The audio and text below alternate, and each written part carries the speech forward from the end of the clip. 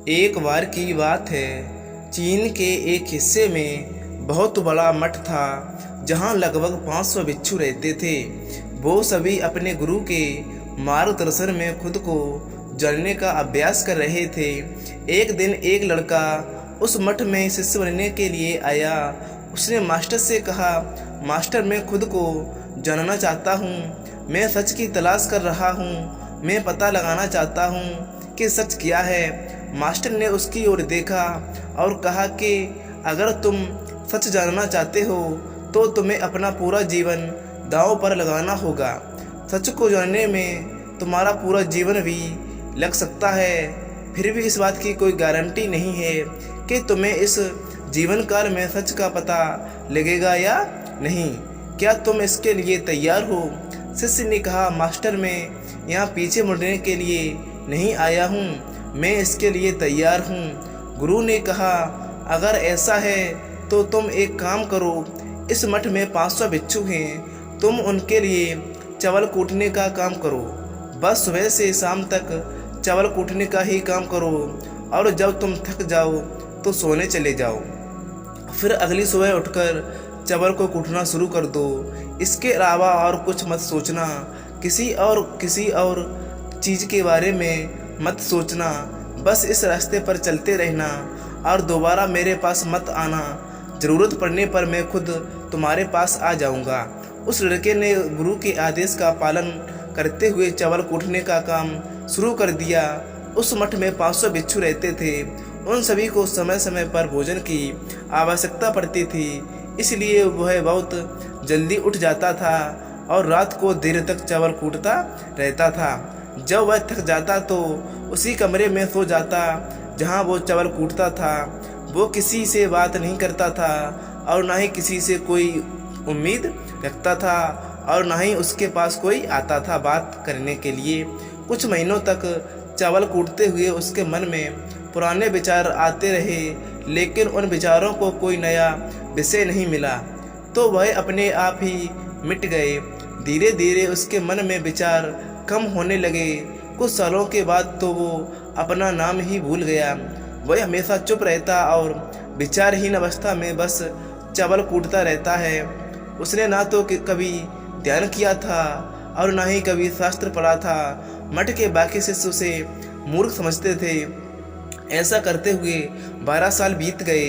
12 साल बाद एक मास्टर ने घोषणा की कि अब मेरा आखिरी समय आ रहा है और मुझे अपना उत्तराधिकारी चुनना है जो मेरे मठ का मुखिया होगा।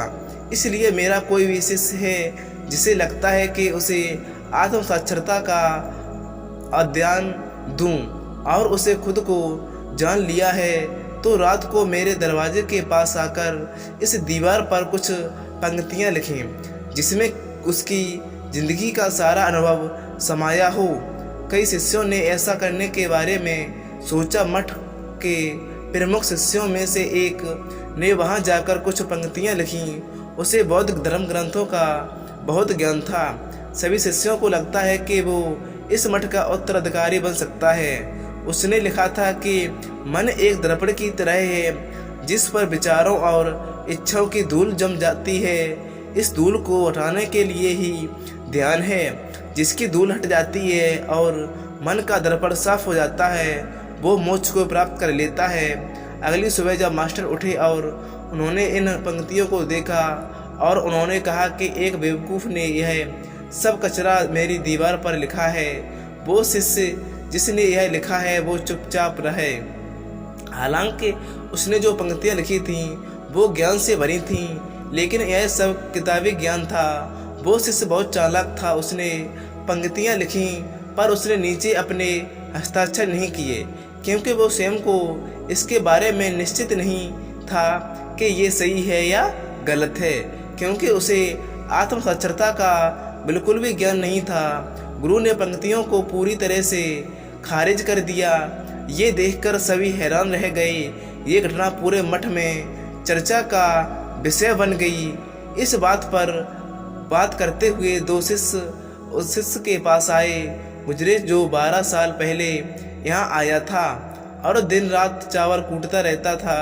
दोनों की चर्चा सुनकर वह धीरे से हंसा और दोनों शिष्यों ने उससे पूछा कि तुम क्यों हंस रहे हो। दोनों शिष्य की नज़र में यह चावल कूटने वाला तुच्छ ही बिच्छू था। किसी ने उसे ना तो कभी ध्यान करते हुए कुछ देखा था और ना ही कभी शास्त्र पढ़ते हुए। हर कोई उसे मूर्ख समझता था जो बस चावल को ही जानता था। उस मठ में बहुत बड़े बड़े विद्वान थे, लेकिन उस चावल कूटने वाले को ही किसी से कोई मतलब नहीं था। इसीलिए वह दोनों शिष्यों उसे मुस्कुराते हुए देखकर चकित रह गए। उन्होंने फिर उसे पूछा कि तुम क्यों हंस रहे हो।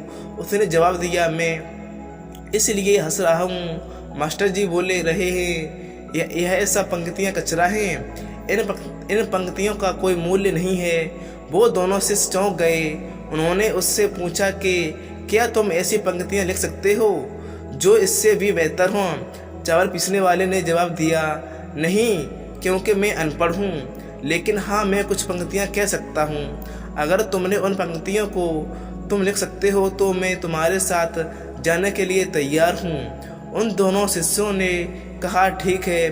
वे मास्टर के कमरे के पास गए और चावल कूटने वाले ने कुछ पंक्तियाँ बोलीं और दूसरे शिष्य ने उस दीवार पर लिख दिया और उन पंक्तियों के नीचे लिख दिया कि चावल कूटने वाला।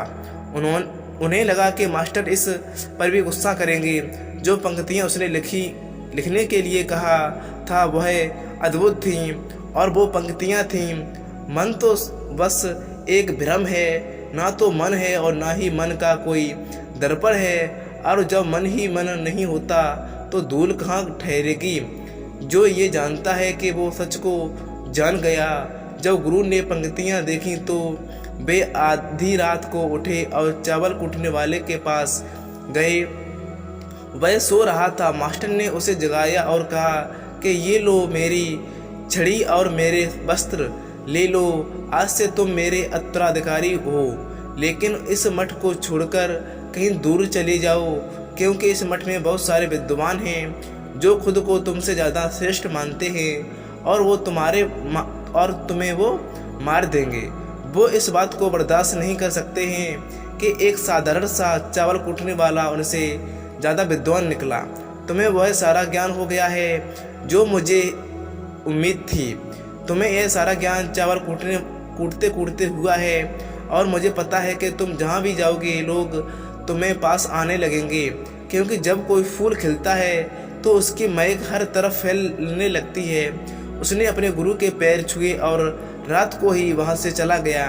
अगर हम अपनी ज़िंदगी में देख तो पाएँ, बहुत से लोग सोचते हैं कि ध्यान केवल एक ही जगह बैठकर आंखें बंद कर ही किया जा सकता है, लेकिन हकीकत में ऐसा नहीं है।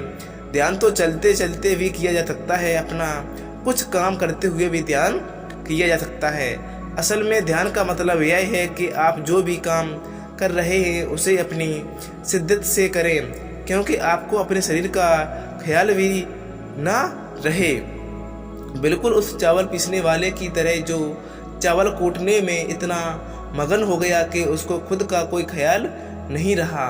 उसने चावल कूटते हुए ही उसने आत्म साक्षात्कार प्राप्त कर लिया। हर समय वर्तमान में रहना और कुछ नहीं सोचना मन तब तक ही है जब तक विचार हैं। जब मन ही नहीं रहेगा तो मन ही गायब हो जाएगा। जब मन ही नहीं रहेगा तो तुम अपने आप को अच्छे से जान पाओगे। असल में हमें अपने वास्तविक रूप को जानने के लिए कोई अन्य साधन करने की आवश्यकता नहीं है। हमें जो कुछ भी कर रहे हैं बस उसमें पूरी तरह से खो जाने की ज़रूरत है। अपने काम को इस कदर से छीन लो कि आपको काम भी ध्यान बन जाए। तो दोस्तों, ये कहानी आपको जीवन में बहुत अच्छा सीख देगी, और दोस्तों इस कहानी के द्वारा आपको बहुत सीख मिलेगी कि आप खुद को कैसे पहचानें, खुद के बारे में कैसे जानें। तो दोस्तों, अगर ये कहानी आपको अच्छी लगी है तो वीडियो को लाइक और चैनल को सब्सक्राइब जरूर करें। दोस्तों, अगर आपको कोई भी इसमें प्रॉब्लम हुई हो तो कमेंट बॉक्स में ज़रूर बताएं। तो ठीक है।